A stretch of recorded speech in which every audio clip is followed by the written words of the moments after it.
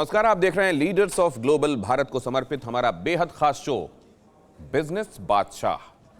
लहरों से डरकर नौका पार नहीं होती, कोशिश करने वालों की हार नहीं होती। हिम्मते मर्दा मददे खुदा, ये पंक्तियां आपने कई बार सुनी होंगी, लेकिन इन शब्दों को अपनी जिंदगी में आत्मसात जो कर लेता है वही कामयाबी के शिखर तक पहुंचता है। और ऐसी ही शख्सियत हैं हमारे पहले बिजनेस बादशाह उमेश मोदी ग्रुप के चेयरमैन, जिन्होंने अपनी सकारात्मक सोच और जज्बे की बदौलत न सिर्फ बिजनेस की दुनिया में अपना अलग मुकाम बनाया, बल्कि देश विदेश में नाम कमाया। साथ साथ इंजीनियरिंग प्रोडक्ट्स की फैक्ट्री और कई दूसरे छोटे बड़े कारोबार चला रहे हैं। चीनी उद्योग हैं 2, डिस्टिलरी है, शराब का काम है, इंजीनियरिंग फैक्ट्री है, स्पंज आयरन प्लांट है जो चालू कर रहा हूँ फिर से। तो कारखाने हैं, करीब 22 कारखाने हैं। मगर इन बुलंदियों तक पहुंचने के लिए उमेश मोदी को कई चुनौतियों से भिड़ना पड़ा, कई बड़े इम्तिहान से गुजरना पड़ा। हालांकि उन्होंने किसी भी मुश्किल के आगे हार नहीं मानी और अपने लक्ष्य की तरफ कदम बढ़ाते रहे। उनके पिता देश के बड़े कारोबारियों में से एक थे, मगर उनके लिए अपनी जगह बनाना आसान नहीं था। उमेश मोदी का सफर शुरू हुआ 1972 में, जब पढ़ाई पूरी करते ही पिता ने उन्हें बड़ी जिम्मेदारी सौंप दी। 1972 में 21 साल की उम्र में मैंने अपनी पढ़ाई कंप्लीट करी। फिर मैंने अपने फादर गुजरमल जी मोदी के बिजनेस को ज्वाइन किया। उन्होंने मुझे पहले दिन ही बिजनेस में झोंक दिया, जिसे कहते हैं। जिंदगी के सफर में कदम रखे कुछ ही वक्त हुआ था कि उन पर मुसीबतों का हमला शुरू हो गया। पहले 1976 में पिता का निधन और फिर कारोबार के लिए कैपिटल यानी पैसे की किल्लत। एक के बाद एक किस्मत ने उनका इम्तिहान लेना शुरू कर दिया। लेकिन अपने पिता के सिखाए एक सबक ने उमेश मोदी को किसी भी इम्तिहान में फेल होने नहीं दिया। मैंने एक बार 1974 में अपने फादर से पूछा कि जिंदगी का सक्सेस का क्या हुआ। जिंदगी की सक्सेस की यही फिलॉसफी है, कुछ भी हो जाए हिम्मत मत छोड़िए। अगर आप हिम्मत नहीं हारेंगे और उस तरफ जूझेंगे तो आप देखिएगा सक्सेस आपको एक दिन पहुंचूंगी। आपको बता दें कि दिल्ली गाजियाबाद के पास मोदी नगर की नींव उमेश मोदी के पिता ने ही रखी थी। 1932 में शुगर इंडस्ट्री से मोदी नगर की शुरुआत हुई और करीब 40 साल में शहर मोदी साम्राज्य के नाम से मशहूर हो गया। मगर पिता की मौत के बाद कंबाइंड फैमिली में कारोबार की मुश्किलें देखते हुए उमेश मोदी ने 1980 में नए कारखाने लगाने का फैसला किया। जॉइंट वेंचर से सिंगल कंपनी बनाई और लोहे के कारखाने से निकलकर अलग अलग सेक्टर में हाथ आजमाना शुरू किया। हालांकि इसके लिए उन्हें देश से विदेश तक कई तरह के दांव आजमाने पड़े। मैंने 3 कारखाने तजवीज़ किए, पर हर कारखाना मैंने वर्ल्ड की बेस्ट टेक्नोलॉजी कंपनी के साथ लगाया। एक मैंने इंजीनियरिंग में लगाया वॉल्वो के साथ, एक मैंने फार्मास्यूटिकल कंपनी लगाई दवाइयों की। उस दवाई की कंपनी को अमेरिकन कंपनी थी।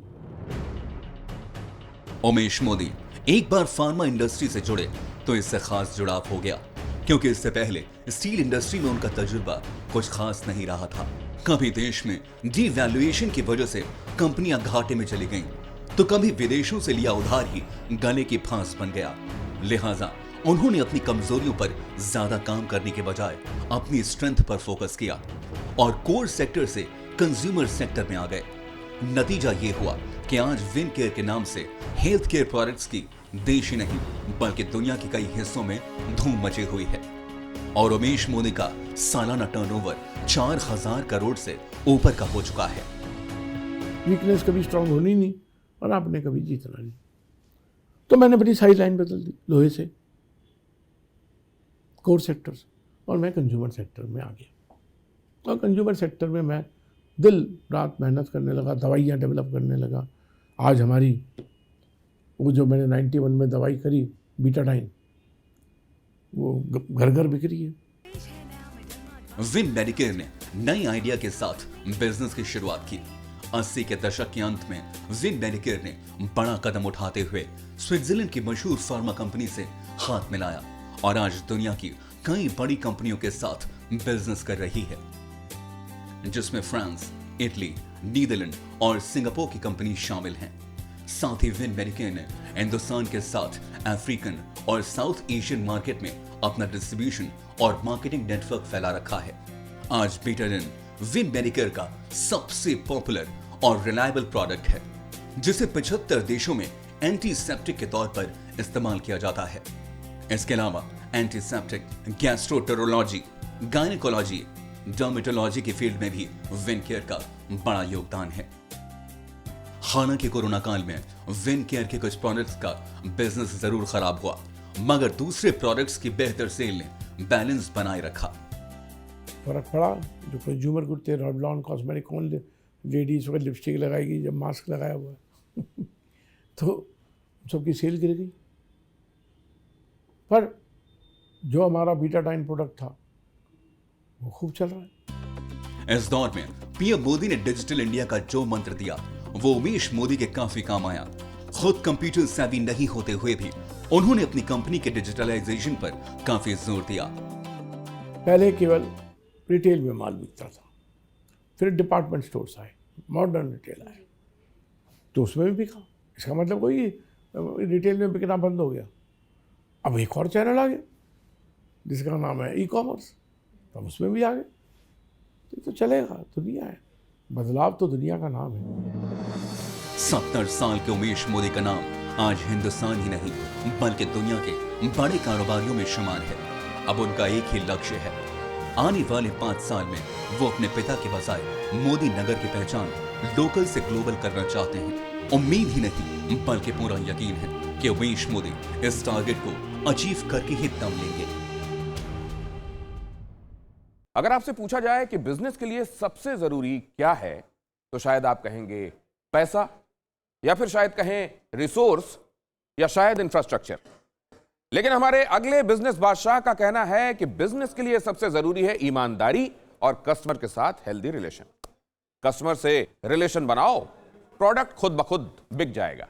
इसी फॉर्मूले के साथ प्रज्ञा न्यूट्री प्रोडक्ट्स के एमडी प्रीतम लालवानी ने न सिर्फ रूरल मार्केट में पकड़ बनाई, बल्कि बड़ी बड़ी कंपनियों को भी जबरदस्त टक्कर दी है।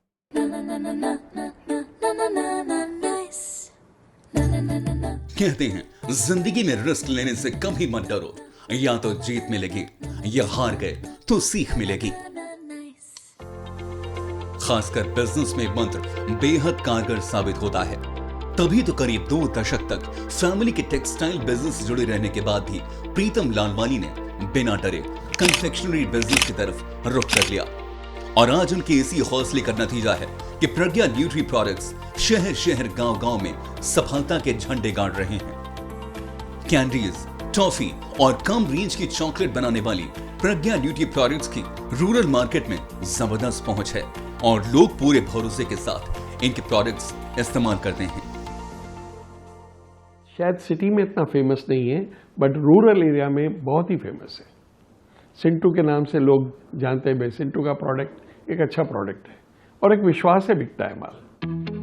आपको जानकर हैरानी होगी कि प्रज्ञा न्यूट्री प्रोडक्ट्स की फैक्ट्री में हर महीने 6000 टन कन्फेक्शनरी बनती है और रोज 40 मिलियन कैंडी पैक की जाती हैं, जबकि 1 लाख कार्टन हमेशा स्टॉक में रहता है। जाहिर है ये आंकड़े हैरान करने वाले हैं, मगर हकीकत है कि प्रीतम लालवानी पर लाखों कस्टमर्स का विश्वास इसीलिए कायम है क्योंकि ये बेहतर प्रोडक्ट्स के साथ साथ हमेशा वक्त पर डिलीवरी करते हैं। जैसे फिल्म को कामयाब होने में 3 चीज की जरूरत पड़ती है, एंटरटेनमेंट, एंटरटेनमेंट एंड एंटरटेनमेंट। एक बिजनेसमैन को कामयाब होने के लिए भी 3 चीज की जरूरत पड़ती है। उसका प्रोडक्ट सही हो, उसकी पैकिंग अच्छी हो, रेट रीजनेबल हो, और दूसरा उसकी सप्लाई टाइम पर हो। मेरे पास ऑर्डर आता है, सपोज 12 बजे ऑर्डर आता है तो शाम को 6 बजे गाड़ी निकलती है।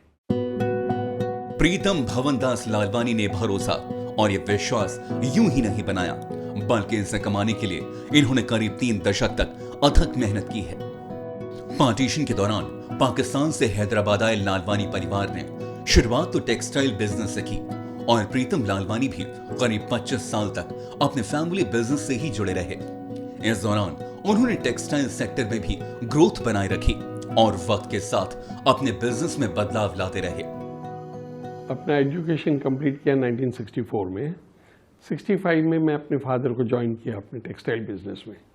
ये एक रिटेल दुकान थी सिकंदराबाद में। उसके बाद मैं होलसेल में गया, टेक्सटाइल में, मैन्युफैक्चरिंग में, गारमेंट्स में। प्रीतम लालवानी टेक्सटाइल बिजनेस में ही रमे हुए थे, मगर 1990 की शुरुआत में अपने बेटे की वजह से उन्होंने कन्फेक्शनरीज में कदम बढ़ाया। बेटा जब फूड टेक्नोलॉजिस्ट बन गया तो उन्होंने भी फूड प्रोडक्ट्स की फील्ड में हाथ आजमाने का फैसला किया। हालांकि शुरुआत में कई झटके आए, नया बिजनेस था, नई स्टाइल थी, नया तरीका अपनाना पड़ा, तो कई दिक्कतें भी आईं। लेकिन प्रीतम लालवानी पूरी मेहनत करते रहे और तमाम मुश्किलों को मात देते चले गए, जिसकी बदौलत बड़ी बड़ी कंपनियां भी उनसे हाथ मिलाने लगी और इसका फायदा उन्हें लोकल लेवल पर बहुत हुआ। जो आज मार्केट में कैंडीमैन है, वो we are the first to introduce Candyman in India way back in 2002, but still even today also we are supplying material to ITC और उनके साथ रिलेशन अच्छा हो गया। आईटीसी की वजह से मेरे को माइलेज मिली। आज प्रज्ञा न्यूट्री प्रोडक्ट्स के साथ 400 से ज्यादा पार्टीज जुड़ी हुई हैं, जिसे प्रीतम लालवानी हैदराबाद में बैठकर माल सप्लाई करते हैं। इनके अलावा सैकड़ों डिस्ट्रीब्यूटर भी हैं, जिन्हें वो डायरेक्ट माल भेजते हैं और सभी को बराबर कमीशन देते हैं। प्रीतम लालवानी का मानना है कि बिजनेस में सक्सेस पाने के लिए सिर्फ अपना फायदा नहीं देखना चाहिए और यही सोच उनकी सफलता की कुंजी है। मैं हमेशा ये विश्वास करता हूं कि मेरा कस्टमर खुश रहना चाहिए। My customer should be happy. मैं उसको कभी ऐसा नहीं लगे कि लालवानी जी अपने लिए काम कर रहे हैं, नहीं, उनको ये लगे कि मैं उनके लिए काम कर रहा हूं। आज प्रीतम लालवानी को कन्फेक्शनरी बिजनेस में पांव जमाए हुए 30 साल हो चुके हैं। उन्होंने शून्य से जो सफर शुरू किया था, आज शिखर तक पहुंच चुका है। हालांकि इस सफर में कई रुकावटें भी आईं। कोरोना काल में लॉकडाउन ने फैक्ट्री पर तालेबंदी भी कराई, मगर कहते हैं ना, मुश्किलें भी उन्हीं का इम्तिहान लेती हैं जिनके बाजुओं में जान होती है। प्रीतम लालवानी ने भी अपनी सूझबूझ और जज्बे के साथ हर चुनौती को चित कर दिया। 2 महीने तक तकलीफ हुई, यस, और जो हमारा लोकल लेबर था उसके साथ हम काम शुरू किए। माल की सप्लाई दे नहीं पा रहे थे, डिमांड बहुत थी। अच्छा, फिर कुछ मार्केट से चालू हो गई, खुलना शुरू हो गए, उनकी डिमांड आने लगी, लेकिन 2 महीने के बाद फिर ये लेबर वापस आना शुरू किया। आज प्रज्ञा न्यूट्री प्रोडक्ट्स की फैक्ट्री में करीब 2000 लेबर काम करते हैं, जबकि 150 से 200 दूसरे स्टाफ और मैनेजर हैं। और प्रीतम लालवानी सभी से परिवार की तरह रिश्ता रखते हैं, क्योंकि उनका मानना है प्रोडक्ट बेचना एक रिलेशन है। अगर आप रिलेशन बनाओगे तो प्रोडक्ट खुद बिक जाएगा। और नए एंटरप्रेन्योर को प्रीतम लालवानी यही सलाह देते हैं कि बिजनेस में कभी भी ईमानदारी का साथ ना छोड़ें। मेरा मैसेज अपने लोगों से यही है कि आप बिजनेस में ईमानदार रहो। कभी ये मत सोचो कि भाई कोई चीज़ कमाई वाली है तो मैं कमा जाऊं, नहीं। सिंसियरिटी, इंटीग्रिटी होनी चाहिए। प्रीतम लालवानी को यह भरोसा इसलिए है क्योंकि उन्होंने अपनी जिंदगी में वो दौर भी देखा था जब एक बैंक ने उन्हें 21 लाख का लोन देने से इनकार कर दिया था, और आज वही बैंक उन पर 100 करोड़ का दांव खेलने के लिए भी तैयार है। जाहिर है ये बदलाव ही प्रीतम लालवानी की सबसे बड़ी कामयाबी है। कामयाबी के बारे में कहा जाता है कि वो मेहनत करने वालों पर फिदा हो जाती है, और ये सिर्फ मोटिवेशनल लाइंस नहीं हैं, बल्कि इसको साबित किया है wild stone, Denver, secret temptation और हेवेंस गार्डन जैसी परफ्यूम और डिओडोरेंट बनाने वाली कंपनी ने, जिसके डायरेक्टर और फाउंडर नरेंद्र डागा ने किराने की दुकान से निकलकर परफ्यूम कंपनी की नींव डाली, तो उनके बेटे और कंपनी के बिजनेस हेड अंकित डागा ने अपने प्रोडक्ट्स को देश विदेश में पॉपुलर बनाया। देखिए उड़ीसा से निकलकर इंटरनेशनल मार्केट पर छा जाने वाले अंकित डागा की अविश्वसनीय कहानी।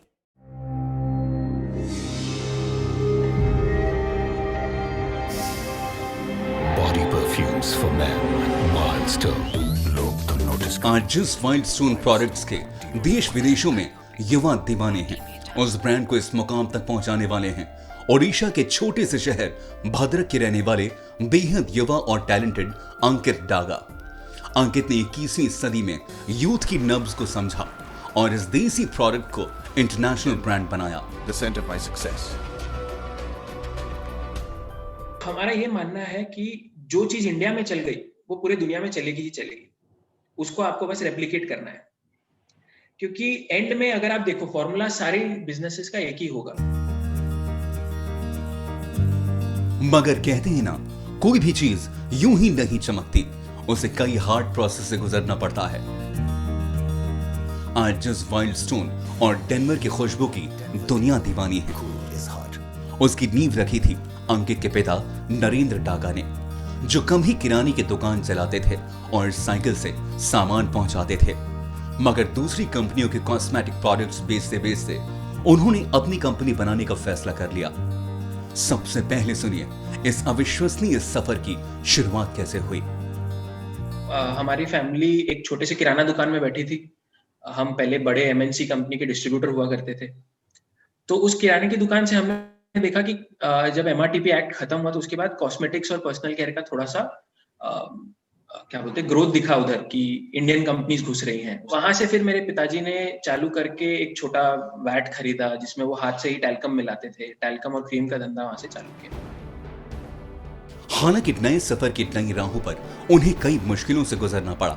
चाहे पैसे की किल्लत हो या रिसोर्सेज का अभाव, नरेंद्र डागा ने उधार लिया, खुद रिसर्च किया और धीरे धीरे फ्रेग्रेंस और परफ्यूम्स में महारत हासिल कर ली। 1986 में भद्रक से जिस फैक्ट्री की शुरुआत की, 1995 तक भद्रक के 13% मार्केट शेयर हासिल कर लिए और फिर साल 2006 में कंपनी ने पहला एडवर्टाइजमेंट लॉन्च किया। मगर प्रोडक्ट लॉन्च के 20 साल बाद पहला एड शुरू करने के साथ ही डागा परिवार को बड़ा झटका लगा।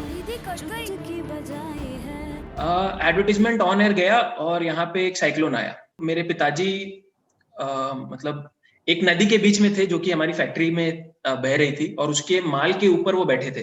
वो एक बहुत बड़ा सदमा था मेरे पिताजी के लिए भी।